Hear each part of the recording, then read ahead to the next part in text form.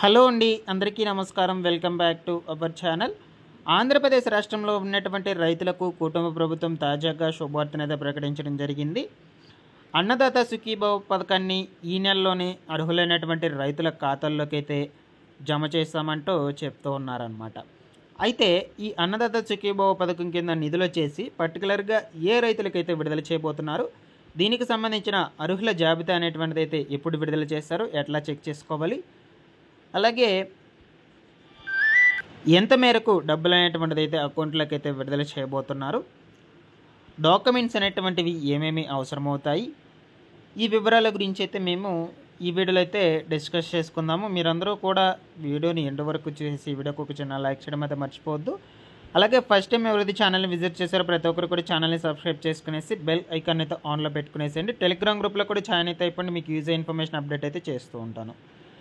ఇక లేట్ చేయకుండా వివరాలకు కనుక వచ్చేసినట్లయితే, ఆంధ్రప్రదేశ్ రాష్ట్రంలో ఉన్నటువంటి రైతులకు సంబంధించి కుటుంబ ప్రభుత్వం తాజాగా అన్నదాత సుఖీభావ పథకం నిధులైనటువంటివి ఈ మే నెలలోనే విడుదల చేస్తామంటూ చెప్పడం జరిగింది. ఈరోజు వచ్చినటువంటి దినపత్రికల ఆధారంగా ఇన్ఫర్మేషన్ అయితే గ్యాదర్ చేశాను. దాని గురించి అయితే ఇప్పుడు మనం క్లియర్గా అయితే డిస్కస్ చేసుకుందాం. మీకు చెప్తాను పూర్తి వివరాల గురించి.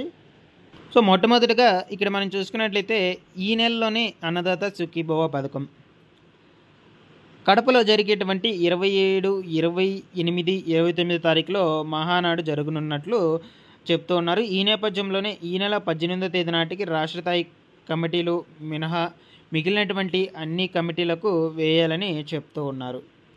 దీనికంటే ముందే తల్లికి వందనం పథకాన్ని అయితే విడుదల చేస్తామని చెప్తూ ఉన్నారనమాట. తల్లికి వందనం కింద చదువుకునేటువంటి పిల్లలకు పాఠశాలల ప్రారంభానికి ముందే 15,000 రూపాయల చొప్పున అందజేస్తామని చంద్రబాబు నాయుడు గారు హామీ ఇచ్చారు. హామీ ఇచ్చిన మేరకు ఈ నెలలోనైతే జమ చేసే విధంగా అయితే చూస్తూ ఉన్నారు ఈ తల్లికి వందనం పథకం కింద డబ్బులను. సో ఇక మనకు ఈ అన్నదాత సుఖీభావ పథకం కింద వచ్చేసి ముఖ్యంగా ఏ రైతులకంటే కౌలు రైతులకు ఈ సుఖీభావ పథకము 20వ తేదీ లోపల అర్హుల జాబితాలు అయితే సిద్ధం చేయాలన్న ప్రభుత్వము. అంటే ఈ నెల 20వ తేదీ లోపల అయితే అర్హుల జాబితాను అయితే సిద్ధం చేస్తారనమాట. సొంత భూమి ఉన్నటువంటి రైతులే కాదు, కౌలు రైతులకు కూడా అన్నదాత సుఖీభావ పథకం కింద సాయం చేయాలని ప్రభుత్వం నిర్ణయించింది.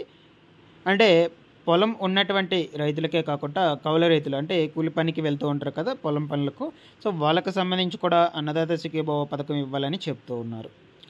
ఒక రైతు కుటుంబానికి 3 విడతల్లో 20,000 చొప్పున అందచేయనున్నట్లు చెప్తూ ఉన్నారు.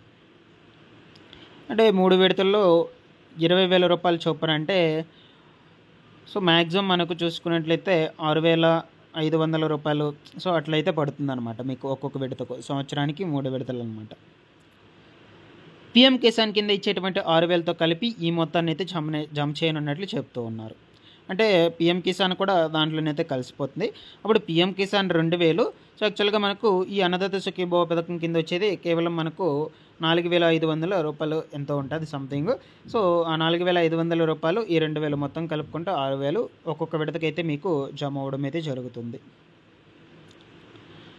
అయితే అటవీ భూ హక్కుల మీద మనకు అటవీ భూములను కలిగినటువంటి వాళ్లకు వారిని అర్హులుగా గుర్తించనున్నట్లయితే చెప్తూ ఉన్నారు. వ్యవసాయ ఉద్యానవన పట్టు సహాయకులతో పాటు తహసీల్దారు, మండల వ్యవసాయ అధికారి తమ పరిధిలో ఉన్నటువంటి రైతుల వివరాలను పరిశీలించి ధృవీకరించిన అర్హుల జాబితాను ఈ నెల 20 లోపల అన్నదాత సుఖీభావ వెబ్సైట్లో నమోదు చేయాలని సూచించారన్నమాట. సో మనకు అన్నదాత సుఖీభావ వెబ్సైట్ ఉంది కదా, దాంట్లో అయితే అర్హుల జాబితాను అయితే విడుదల చేయాలని అధికారులకైతే మార్గదర్శకాలు అయితే విడుదల చేశారనమాట. అలాగే భార్యాభర్త పిల్లలతో కూడినటువంటి కుటుంబం యూనిట్గా పథకం అమలు చేయనున్నట్లు చెప్తూ ఉన్నారు. పిల్లలకు వివాహం అయితే వారిని ప్రత్యేక యూనిట్గా పరిగణించి సాయం అయితే అందిస్తున్నట్లు చెప్తూ ఉన్నారనమాట. వ్యవసాయ ఉద్యాన పట్టుకు సంబంధించిన పంటలకు సాగుదారులకు కూడా ఈ పథకం అయితే వర్తిస్తుందని చెప్తున్నారు. అంటే వ్యవసాయ ఉద్యానవన పట్టు పంటలకు సంబంధించిన సాగుదారులకు కూడా ఈ పథకం ద్వారా వచ్చేటువంటి డబ్బులు అయితే అందుతుందట. ఆర్థికంగా ఉన్నత స్థానాల్లో ఉన్నటువంటి వారికి పథకం వర్తించదు. అంటే తాజా మాజీ లోక్సభ రాజ్యసభ్యులు మనకు ఈ విధంగా అయితే దీనికి సంబంధించి పలు అప్డేట్స్ అయితే రిలీజ్ చేయడం అయితే జరిగింది. సో నెక్స్ట్ ఎవరెవరికి వర్తించదనేది మనకి ఇక్కడ పాయింట్స్ వైజ్గా అయితే ఇవ్వడం అయితే జరిగిందనమాట. గ్రూప్ డి ఉద్యోగులకు మినహాయింపు అయితే ఇచ్చారనమాట. వైద్యులు, ఇంజనీర్లు, న్యాయవాదులు, నెక్స్ట్ అదేవిధంగా చార్టెడ్ అకౌంటెంట్లు, ఆర్కిటెక్చర్లు, నమోదైనటువంటి ఇతర వృత్తి నిపుణులు అర్హులు కాదు. గత సంవత్సరంలో పన్ను చెల్లించినటువంటి వారు కూడా పథక ప్రయోజనాలను అయితే అందుకోలేరన్నమాట. వ్యవసాయ భూముల్ని వ్యవసాయేతర భూములుగా మార్చిన పథకం కూడా వర్తించదని చెప్తూ ఉన్నారు.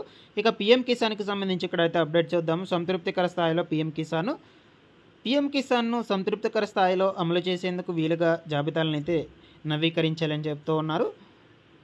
మే ఆఖరు లోపల ఈ జాబితాను సిద్ధం చేయాలని కూడా చెప్తున్నారు. చనిపోయినటువంటి వాళ్ళ పేర్లు తొలగించి భూ రికార్డులకు అనుగుణంగా లబ్ధిదారులను నమోదు చేసి రైతుల ఐడి నంబర్లు, పెండింగ్లో ఉన్నటువంటి ఆధార్, ఈకేవైసీ వివరాలు సర్దించాలని చెప్పారనమాట. సరిదిద్దాలని గిరిజన శాఖతో సమన్వయం చేసుకుంటూ అటవీ హక్కుల చట్టం, ఆదివాసీయ గిరిజనులకు సంబంధించి కూడా అర్హులైనటువంటి లబ్ధిదారులను అయితే ఎంపిక చేయాలని క్లియర్గా మనకు మెన్షన్ చేయడం అయితే జరిగింది.